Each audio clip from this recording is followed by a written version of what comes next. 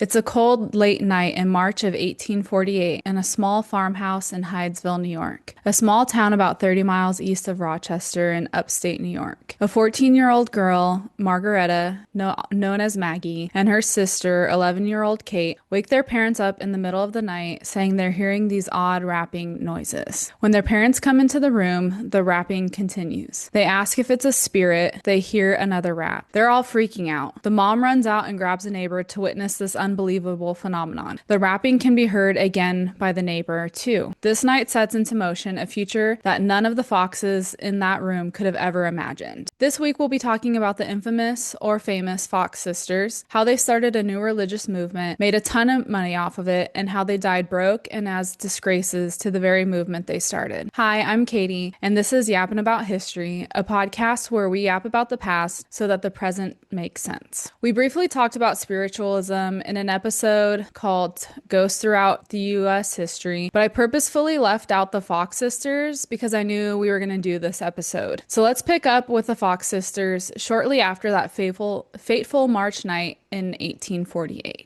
Eventually, the sisters claim the spirit they're talking to in the farmhouse was a peddler who was murdered on the property and whose body was buried in the cellar. Word gets out to their older sister. She was about 20 years older than them, about her younger sisters talking to spirits, and she has them move in with her in Rochester. Her name is Leah, and she seems to be kind of like the Kris Jenner mastermind behind her younger sister's success as mediums. And in just a year, she has them performing in front of a 400-person crowd in Corinthian Hall in Rochester. The Fox Sisters quickly become celebrities for their ability to talk to spirits. From the beginning, they had people claiming them to be hoaxes, but they quickly grew a huge following, and other people also started claiming to have the ability to speak with spirits. And before you know it, a whole religious movement began called Spiritualism. They are the first to hold seances in the US, and in the way that is still portrayed in movies and popular culture. Think sitting around a table in a dark room, holding hands, calling to the spirits. Something that helped them rise to fame and in general create this new celebrity culture was the rise of penny papers starting in around the 1830s. They were mass-produced, cheap newspapers that included tabloid-like articles. Notoriety and name recognition began to have value, and whether or not people actually believed Kate and Maggie could talk to spirits, they were talked about a lot in these penny papers, and they soon became household names. They soon began touring New York and the nearby states. They had a male family friend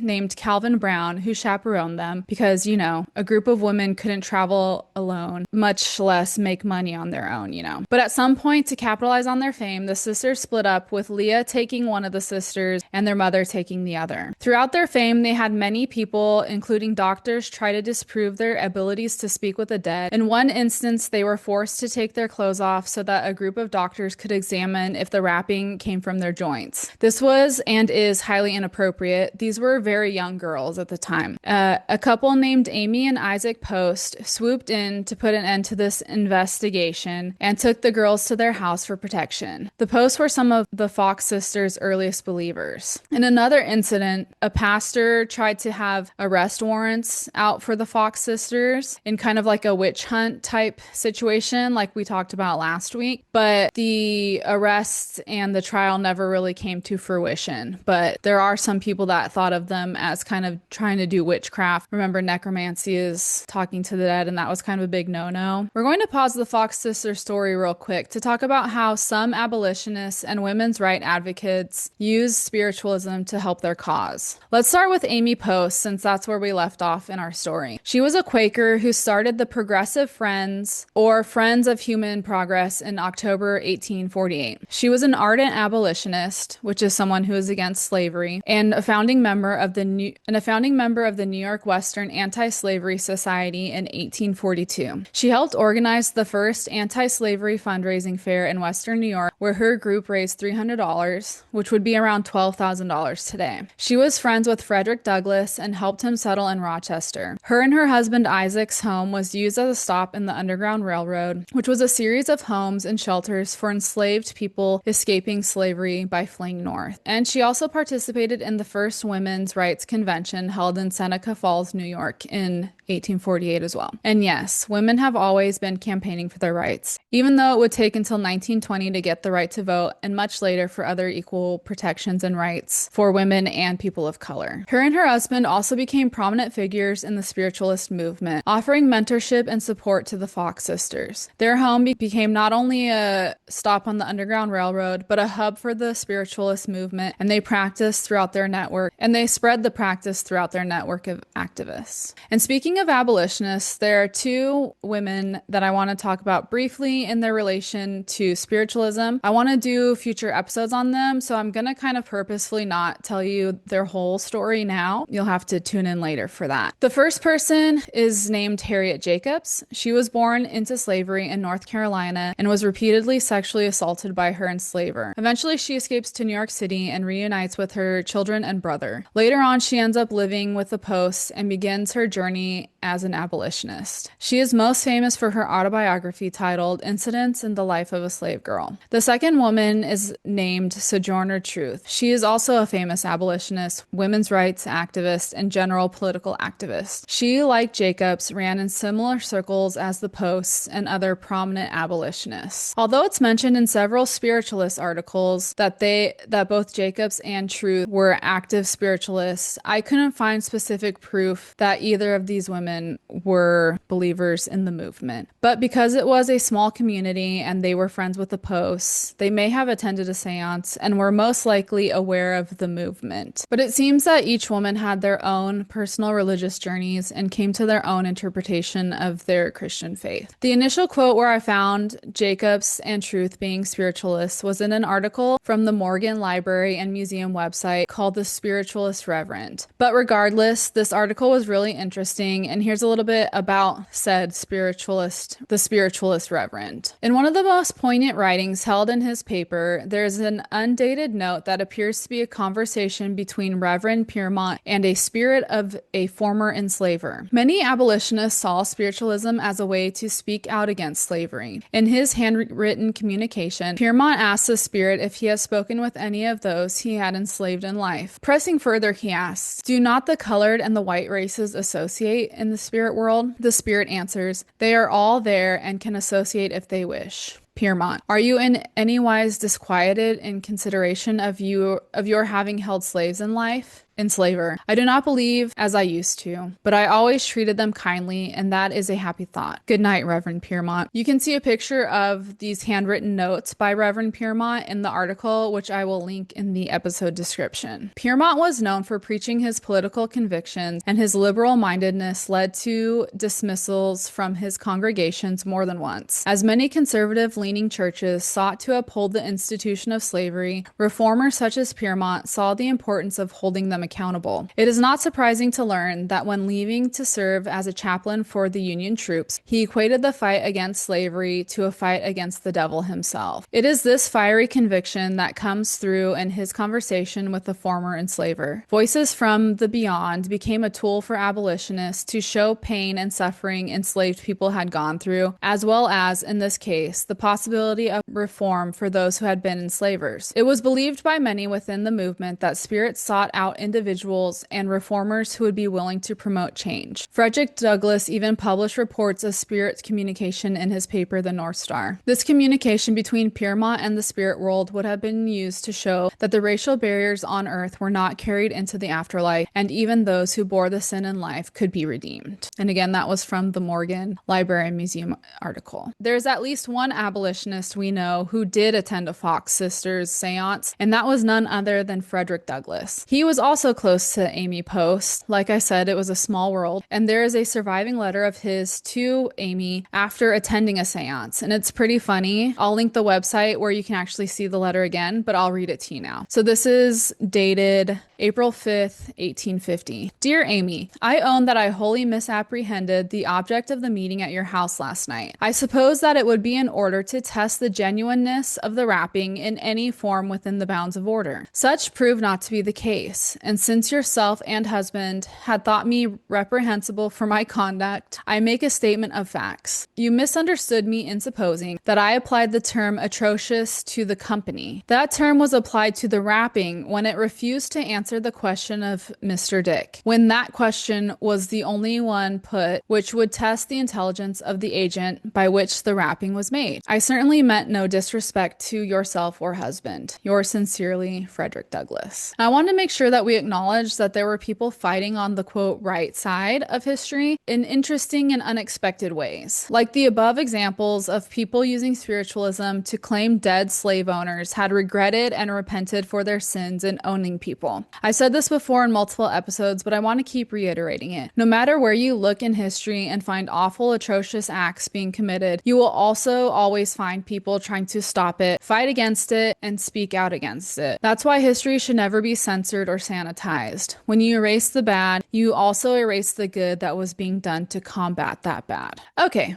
back to the Fox sisters. Let's talk a little bit about their respective love lives. Leah finally marries the male companion Calvin as he's on what she thinks is his deathbed, dying of tuberculosis. But to everyone's surprise, he survives for a few more years. She later remarries a wealthy banker named Daniel Underhill in 1857. So, she was really rich off her sisters. Again, she was the Kris Jenner of the family, and her husband. Leah ends up making the most out of the situation, in my opinion, but we'll see that later on. Maggie meets a very famous Arctic explorer named Elisha Kent Kane, who comes from a well-to-do family. He went to one of their Philadelphia shows in 1852, wanting to see the fraudsters for himself and wanting to be the one to figure out how they did their tricks. He was never able to figure it out, but he found Maggie very attractive. He was 13 years older than her, and at the time they first met, Maggie was around 18 and he was 32. So it goes that the family was obviously very against him seeing Maggie, but he didn't care because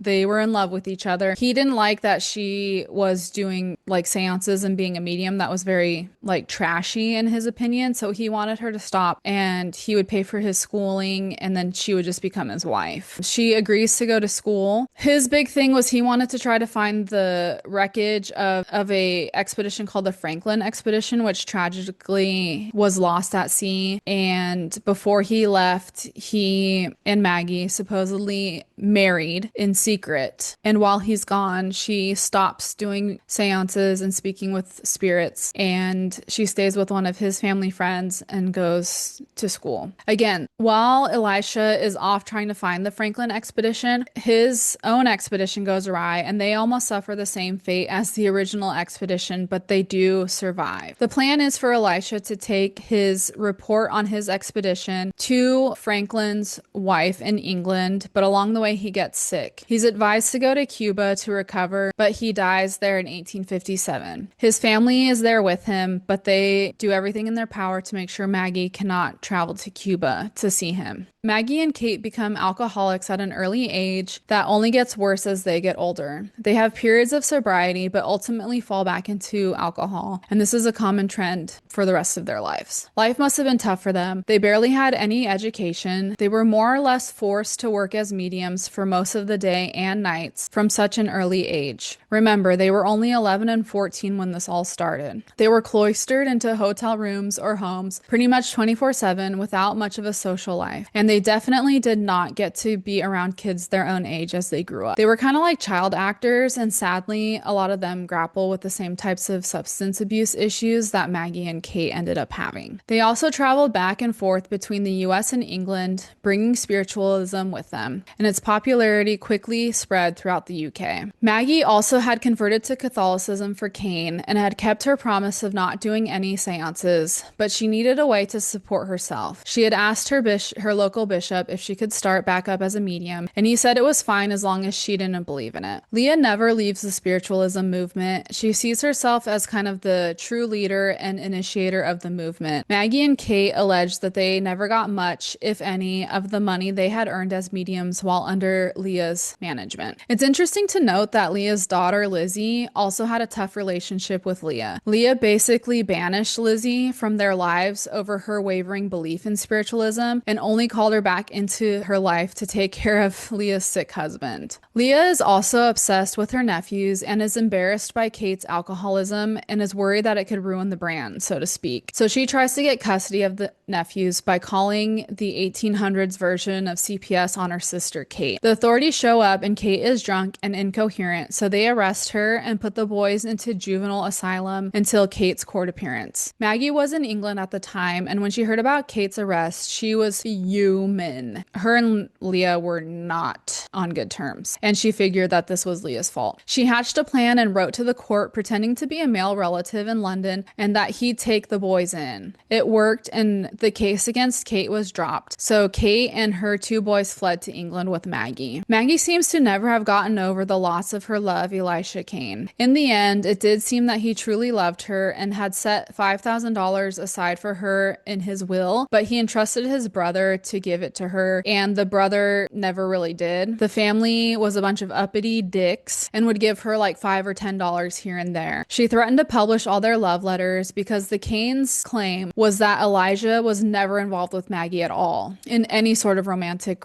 situation. But the kind of blackmail thing doesn't really work. Eventually, when financial times get really bad, Maggie does publish all the letters in a book called The Love Life of Dr. Kane, containing the correspondence and a history of the acquaintance, engagement, and secret marriage between Elisha K. Kane and Margaret Fox. She doesn't publish it until 1862, which is a bit too late because everyone is focused on the Civil War and she does not sell many copies. Maggie ends up doing a tell-all in the theater in 1888, and she says it was all a hoax. And this was another way to get back at her sister Leah by exposing all their secrets and to try to take her down. Kate is there in the audience to support her. Maggie even demonstrates how she does the rapping. It was with her toes the whole time. But by then, there was already a lot of skepticism about mediums and spiritualism. And on the other side, there were still many staunch believers and money to be made. So the tell-all really didn't convince them either way. So overall, the tell-all did not do much to influence spiritualism's popularity, and it kind of all goes downhill from there for Maggie and Kate. Maggie says, "When I began this deception, I was too young to know right from wrong. That I have been mainly instrumental in perpetuating a fraud of spiritualism upon a too confiding public. Many of you already know. It is the greatest sorrow of my life." End quote. Her confession actually turned out to hurt her more than anything, since it didn't change any spiritualist minds.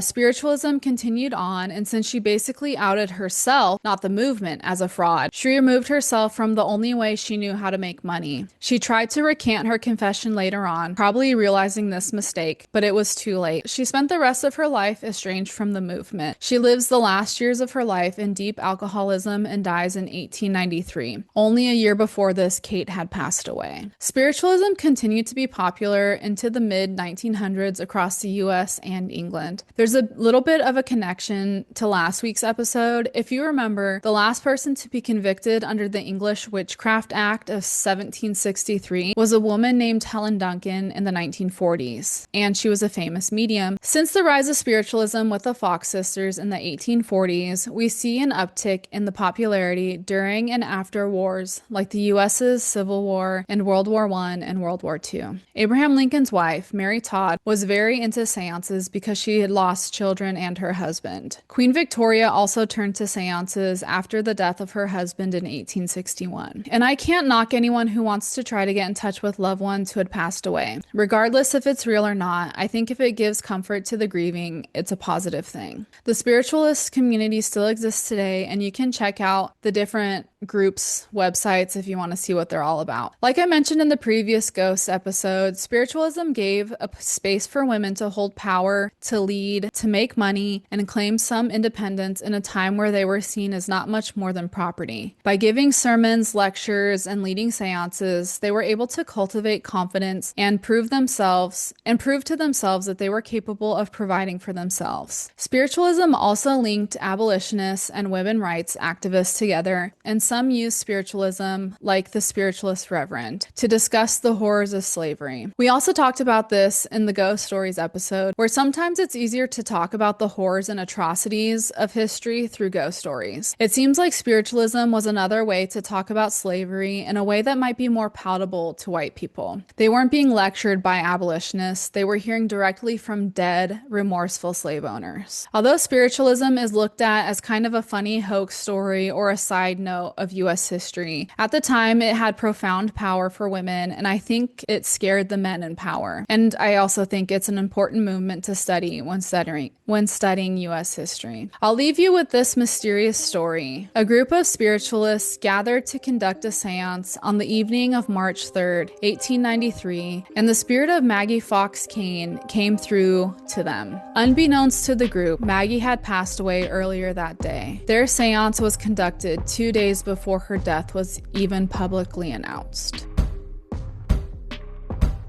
Thank you for listening. I hope you enjoyed this episode. Follow the podcast on Instagram and TikTok, all at Yappin' About History Pod. And email me any topic ideas you might have at yappinabouthehistory@gmail.com. And that's Yappin, YAPPIN. See you next week. Bye.